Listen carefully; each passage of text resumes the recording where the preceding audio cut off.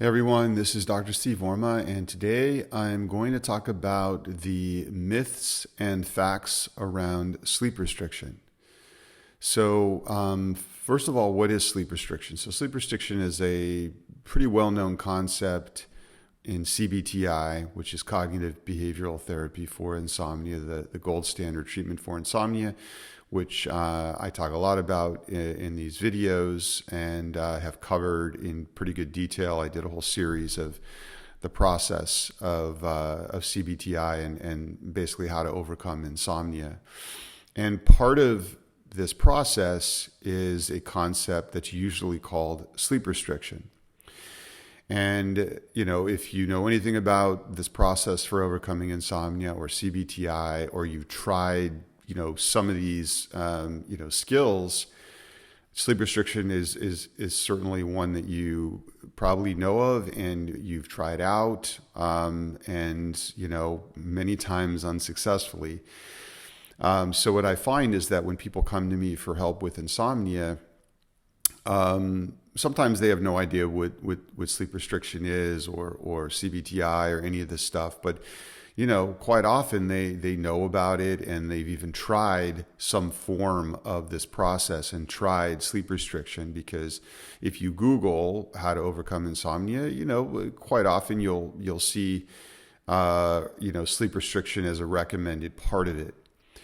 So first of all, what is sleep restriction, or at least how is it normally defined and explained? So it's basically reducing the amount of time that you spend in the bed. So when you have insomnia and you're not sleeping, the theory is, well, we need to restrict the sleep. Instead of giving yourself 8 or 10 hours in bed to sleep, we're going to actually reduce that amount of time in bed that you're sleeping because you're not sleeping. So, and it's kind of a counterintuitive concept because, the reason why people spend 8 to 10 hours in bed when they have insomnia is that they're trying to get more sleep. And so the idea is, if I stay in bed for a longer period of time, I'm going to be able to get more sleep. And many times that is true, that is true.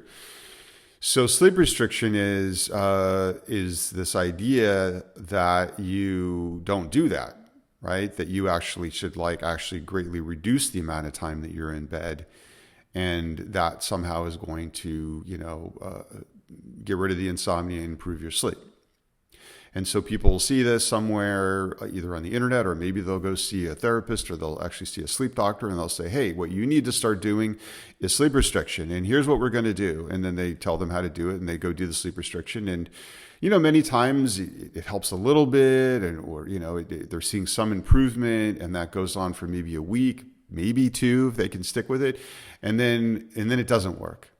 And then they give up, and they conclude, oh, sleep restriction doesn't work, or it's just too hard to sustain because I'm restricting myself so much in terms of the time I'm in bed that it's like torture. And so they just give up. So it ends up not working.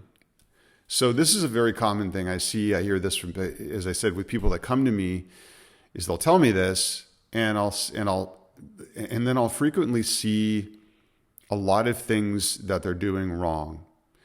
A lot of mistakes they're making, just sort of assumptions or beliefs they have around this that are false. And many times it's because that's either what they read on the internet, or they actually went to someone to help for their insomnia, and this is what the provider told them to do.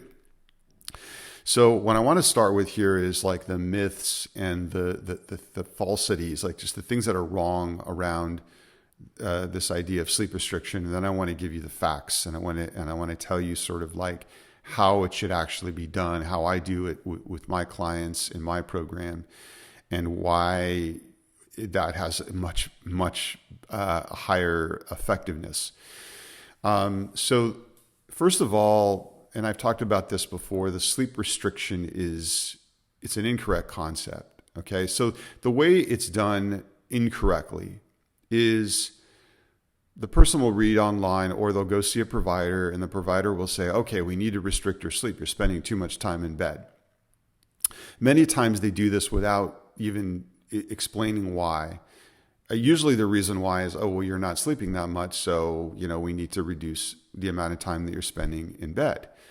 And that's true, but that's only just one piece of it. But that's kind of how it's explained. And then what they do is many times they'll arbitrarily restrict their sleep to 4 hours, 5. I commonly see 4 or 5 hours. And many times they'll make the bedtime around midnight and the wake up time around 4 or 5 in the morning. And then they'll do this, the provider will do this with every client. Like they'll just generically, with every single client, make the restriction go from midnight to, 4 or 5 in the morning, somewhere around that. And so that's the way it's normally done. And they do this no matter, how the person is sleeping. So if the person is sleeping 5 hours a night, they'll still do that. If the person's sleeping 3 hours a night, they'll do that. If the person's sleeping 6 hours, but they have insomnia, they'll still restrict it to, 12 to 5 or something, like a 5-hour window in bed.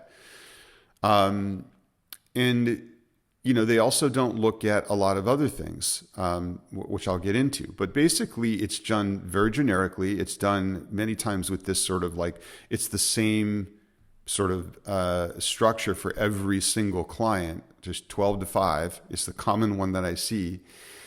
And the number of how they structure this isn't based on anything. It's just they just do that with every client, no matter what the individual client's issue is with their insomnia. So the first thing that I want to say here is sleep restriction is a misnomer. It's the wrong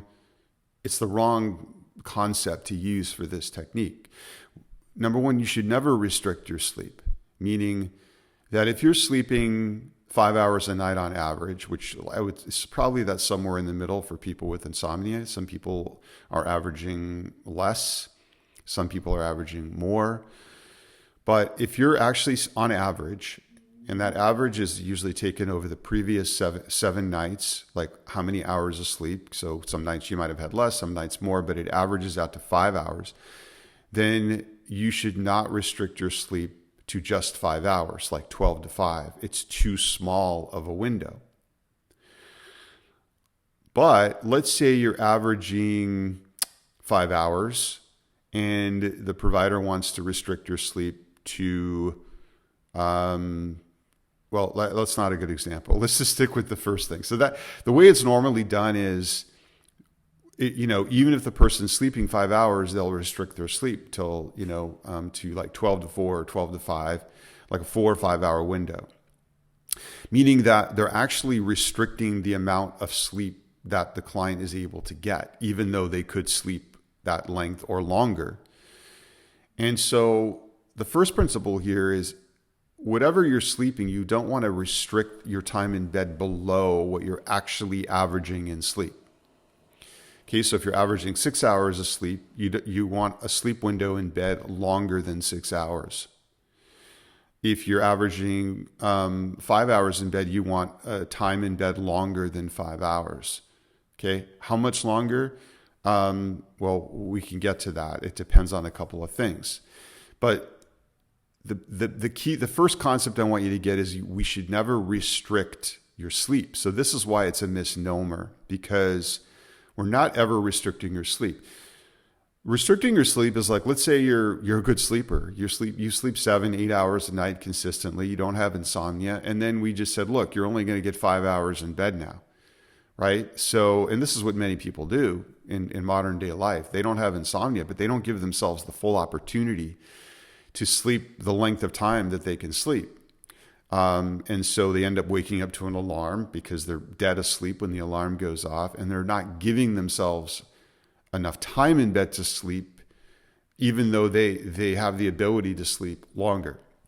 So if you're a normal sleeper and you're sleeping 7 to 8 hours, you never want to restrict your sleep, decrease the amount of sleep.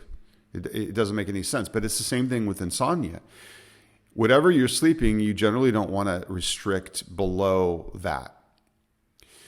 Okay, so we're never restricting sleep. So the word sleep restriction is incorrect, and it sounds like a torture device. I mean, this is why people run away from this process, is they think, oh my God, I'm going to have to torture myself and force myself, to stay up to all hours of the night, and then I'm only going to get this tiny amount of sleep or time in bed, and then I have to get up, and it, like literally, like this is how like when someone's in boot camp in like the Army or the service, this is what they do. They start to restrict their sleep. Or if someone's going through like Navy SEAL training, one thing they do is they start restricting their sleep, which is like a torture thing, because they want to train them to become more, because when you're in combat, you don't always get a full, 7, 8 hours of sleep, and you have to know how to function under these extreme conditions. But if you're not in combat and you're not in the service, you don't ever want to do that, because you're just literally like torturing yourself. They also use this on prisoners, as a way to get information out of them and wear them down as they restrict their sleep. So you never want to restrict sleep, and you never want to, force yourself to sleep less than your body is actually able to sleep. So I don't call this sleep restriction in my program. I call it sleep scheduling. And I actually prefer, and I'm going to eventually change sleep scheduling to sleep strengthening. And I'll explain why that's a better concept. But that's the first point. We never want to actually restrict your sleep. So you just throw out, when you see sleep restriction, like start thinking about it not as restricting your sleep, but strengthening your sleep. Okay, the next thing is we never want to just, when we do give you a window, we want to give you a little more than you actually are averaging. Okay, and this is what's generally not done. So what we're actually doing with sleep restriction is we're restricting the amount of time that you're in bed. Not the amount of time that you're sleeping, but the amount of time you're in bed. So let's say you're averaging 5 hours of sleep per night over, a given week. Okay, you might be averaging a little more than that. If you have insomnia, many people are averaging less, maybe, 4 hours a night, maybe even less than that. But let's just say you're averaging 5 hours. Generally, what we want is a buffer. We don't want to make your sleep window 12 to 5 because there's no time, there's no like breathing room for you to fall asleep. Or let's say you wake up in the middle of the night, which happens naturally, even when you don't have insomnia, or you have to go to the bathroom or whatever. We want to give you a little bit of time to fall back asleep. Okay, so there's a little breathing room, and generally we're going to add some time on, not too much time, to where it's going to feed the insomnia, but not like the way it's normally done, where it's just like constrained, where you have no breathing room. So we want to give you a little bit extra time in bed as well. And generally that's around an hour, so if you're averaging 5 hours, you're going to do 6 hours. If you're averaging 5.5, you're going to do 6.5 in the bed. Okay. The other thing we don't want to do is go below a certain amount of sleep in bed. So, meaning that, like if you're averaging 4 hours of sleep a night, you never want to restrict below around 5.5 hours. Okay, and I'll do a whole nother training on this one. This is called core sleep. You don't want to go below 5.5 hours. I mean, there's different theories on this, but generally you don't want to do that because you're not giving your body the opportunity to, on certain nights, actually get to that at least 5.5 hour point. So you could see already this is kind of a nicer way to go, right? We're like, you're always getting a minimum of 5.5 hours in bed. And more than that, if you're averaging, if you're averaging 5 hours or more, you're going to get more than that in bed. So you see how we're not actually restricting sleep, because if you've been averaging, let's say 5 hours, and we give you 6 hours in the bed. Now, let's say you came to me and we kind of tracked your sleep, and we found that you've been giving yourself around 8 hours to sleep. Okay, so this is pretty common when people first come to me. They're, spending generally anywhere from 8 to sometimes 10 hours, but let's say around 8 or 9 hours in the bed, meaning the time they get into bed, turn the lights out, to the time they get out of bed in the morning, it's somewhere 8, 9 hours, but they might only be sleeping 5 of those hours. Now, why is that a problem? Because what feeds insomnia, and this is why like limiting the amount of time you're spending in bed is definitely a key part of this process. Because the longer you spend in bed awake, not sleeping, just lying there, whether you're anxious, whether you're stressed, or whether you're totally relaxed, you're feeding the insomnia. You're strengthening it, because you're strengthening the association between being awake and being in the bed. And that confuses your brain. And the other thing is, we don't need you to be in the bed 8, 9 hours if you're only sleeping 5. There's a waste there. So not only are you feeding the insomnia by doing that, it's useless time. I call it fat. So like using sleep scheduling, that's the concept I use instead of calling it sleep restriction, is sleep scheduling.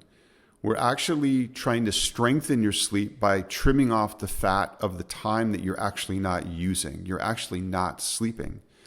But we're giving you enough time to sleep and a little extra. So again, if you're sleeping 5 hours and we give you a 6-hour window, that could be 12 to 6, it could be 11 to 5. And that is also determined not by a generic method, but by your individual biology, which we figure out like what's going to fit with your biology the best. Okay. But let's say, whatever, we give you a 6-hour window. Well, we're not restricting because you've been averaging 5 over the previous week. We know that because we're tracking your sleep, so we know. And therefore, you not only have plenty of time to sleep how you've been sleeping, but extra time. And if you have insomnia, it's unlikely that your sleep is suddenly going to jump up to an average of 7 hours or something. Okay? So we're giving you plenty of time to sleep, but we're minimizing the time that you're in bed awake, and that starts to weaken the association and therefore start to weaken and break down the insomnia. And so that's how, this should be done. First of all, we don't call it sleep restriction. We call it sleep scheduling or sleep strengthening. And I'll explain why we call it sleep strengthening. We don't restrict. So we don't call it that. And then number 2, we're always giving you enough time to sleep and even a little bit more. Okay, so that takes away some of the stress and the anxiety around it, but we're not giving you too much time where you're feeding and maintaining the insomnia. So hopefully you can see why this is a really necessary thing. So so sleep restriction is wrong, and the way it's done is usually wrong, and the way it's explained is usually wrong, but limiting the amount of time that you're in bed based on your numbers, like how much you've been averaging in sleep over the previous week, is critical to overcoming insomnia. It's probably the number one most important thing in overcoming insomnia, is getting this right. And unfortunately, most people get it wrong, or they're taught to do it wrong. And so that is the difference between, that's the myth around sleep restriction, is that it should be called sleep restriction, that we're actually restricting your sleep and we're like torturing you like a prisoner of war or something. Number 2, that we're actually giving you less time to sleep than you're able to sleep. No, we're giving you more time to sleep than you're able to sleep. But we're also then not continuing to feed the insomnia. Okay? And then also that isn't done generically. It's based on your pattern of insomnia, how much sleep you've been averaging, and your biology. So, what bedtime and wake up time is going to work for you and your lifestyle and your biology, all these different things. So we're looking at a lot of personal components to figure this out for you. Okay. Then a couple other things. This should be adjusted every single week. So this is the other mistake that I see. And the other myth is that we just give you, is that you're given like this schedule, 12 to 5, and then you're supposed to stick with that until all of a sudden you don't have insomnia.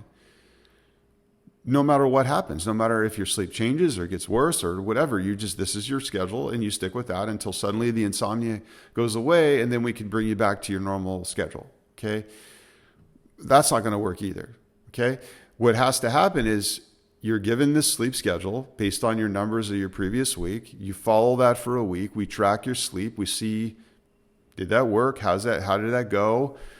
And then if it worked, and you we're able to fill out that time within that schedule, then we add time to the sleep, and we do it gradually. We adjust the sleep schedule, and we also might change, well, not might, we would. If we add time, we're going to change your bedtime and or your wake-up time, again, based on your biology and based on your lifestyle and when you need to be up in the morning.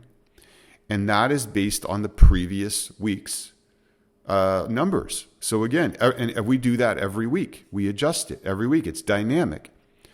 And this is the way it's many times not done. But if you don't do that, then you're not fitting it to where your sleep is. And it should fit where your sleep pattern is over the last week, and it should fit it like a glove. And that's what makes it really powerful and effective, is that we're continually adjusting it based on your sleep. So it's not just, let's just restrict your sleep and do that until the insomnia is gone. No, it's let's fit it and follow all these criteria, and then we adjust it every week. So you can see it's much more dynamic, and there's a lot more to it than normally you might think when you read about it online or the way that many providers will tell you to do it.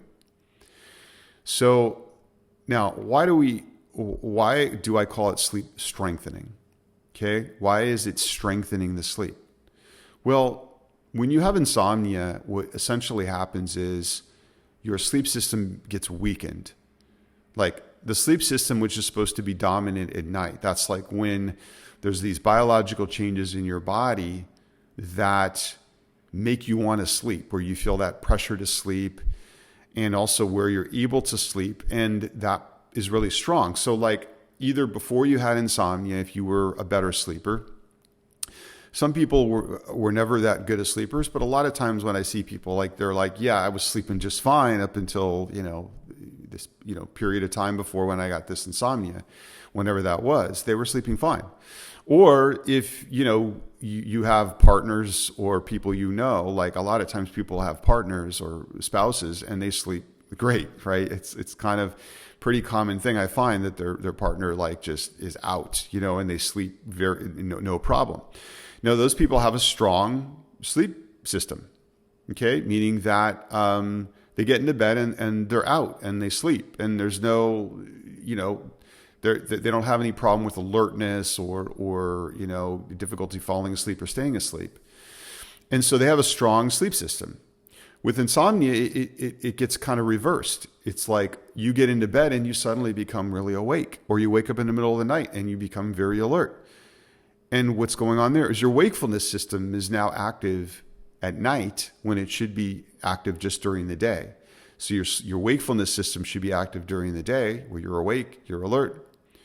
And then at night, your sleep system should be dominant so you can sleep. And so, there's biological changes that happen in the body during both of these periods to create, to strengthen those sleep systems. Now with insomnia, what happens is over time, when you spend a lot of time in the bed awake and alert and sometimes anxious or frustrated or stressed, and you do that for a long period of time, meaning like several hours a night, where you're doing that over, a certain period of time, several weeks, months, or longer, your systems get confused. Your brain gets confused, and it starts to think, oh, maybe you want to be awake at night because you spend so much time awake, lying there in bed. Let me help you. And then it starts to create that, and it starts to weaken the sleep system and starts to strengthen the wakefulness system. And now things are messed up.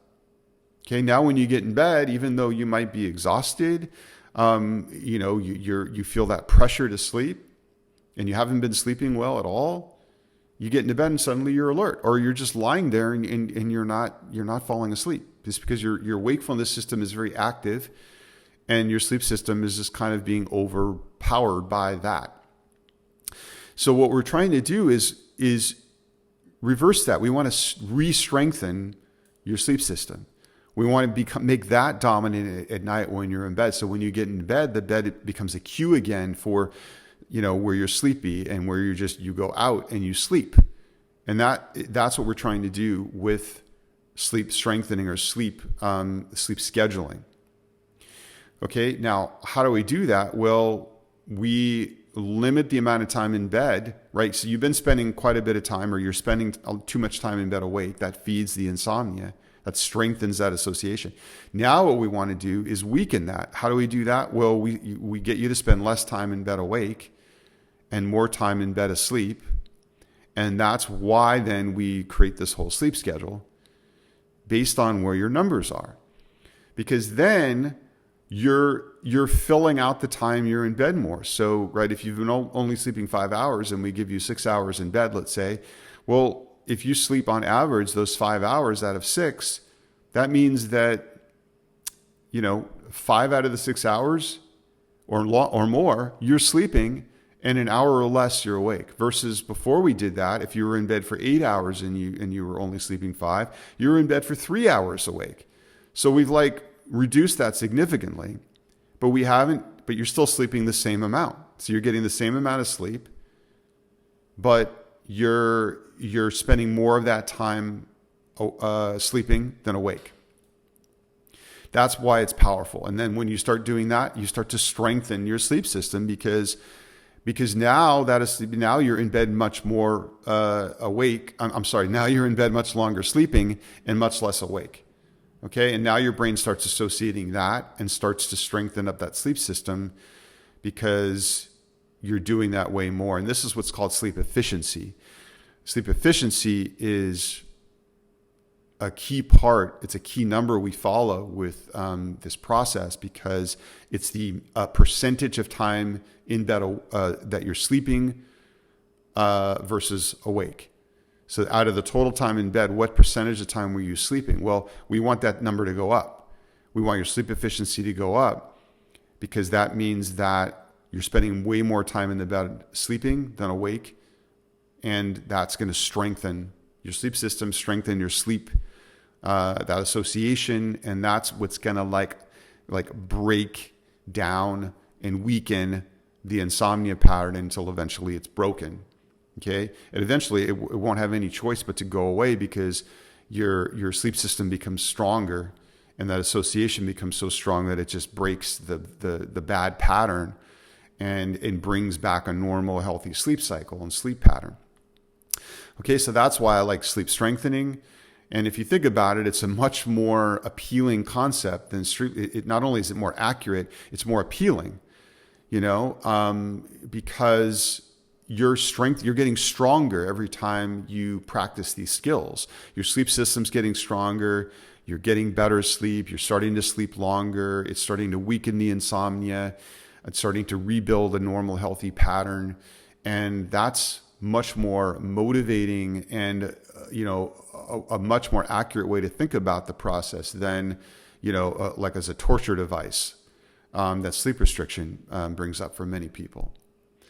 Okay, so I think I covered pretty much everything there. I hope you have a better idea now of this, the myths and the misnomers around the concept of sleep restriction and how it's done incorrectly, how it's implemented generically, and how that way will lead you to getting frustrated and eventually giving up and not being able to get past insomnia. Whereas if you think about it and understand it and approach it in the way that I was describing, then it's going to be the most powerful tool in your arsenal for overcoming insomnia.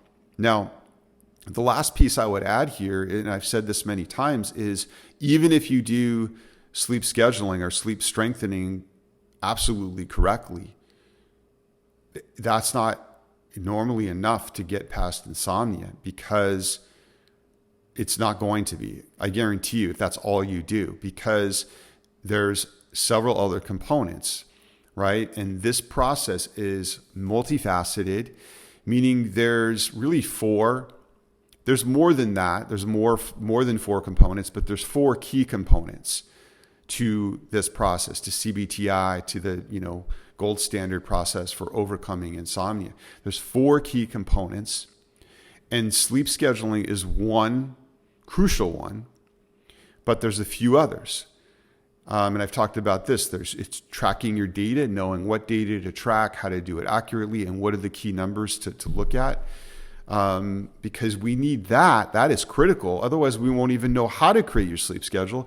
We won't know how your sleep is progressing, and we won't know how to adjust your sleep schedule every single week for several weeks as you're going through the process. You will fail because you'll just be guessing what your sleep schedule is. We also need to know what to do within your sleep schedule. When you're in that structure, what if you still are having trouble sleeping? That's going to happen. Particularly at the beginning of this process. If you're still having trouble falling and staying asleep, what do you do? So you need to know how to respond to that even once you have a good solid sleep schedule. You need to know how to respond to that so it doesn't undermine the sleep scheduling process and continue to feed the insomnia. And then the last piece is you also need to know how to manage your mind and your emotions as you're going through this, because it could be a challenging process at times. And you might get anxious along the way, and you might get frustrated. And you need to know how to keep that in check so it doesn't throw you off track, so it doesn't get in the way of you implementing the skills. So it's all of these 4 together that are really key. And this is another mistake that happens with when people try to do sleep restriction, is they just do it. They do it incorrectly, and they do it in isolation of all the other components. And therefore, they're basically, set up for failure from the start because they're not doing it correctly. Okay, so that's everything today. If you guys found this a helpful video, you can press the like button. If you're on YouTube, you can also subscribe to the channel. I do one of these videos every week. And if you have any questions or comments, you can leave that below, and I'll do other videos if you have questions about any of this stuff. But hopefully now you have a much better and more positive, empowering view of how to actually limit the time in bed in a way that's going to help you get past insomnia. So that's it for today. Have a good week, and I will see you next time.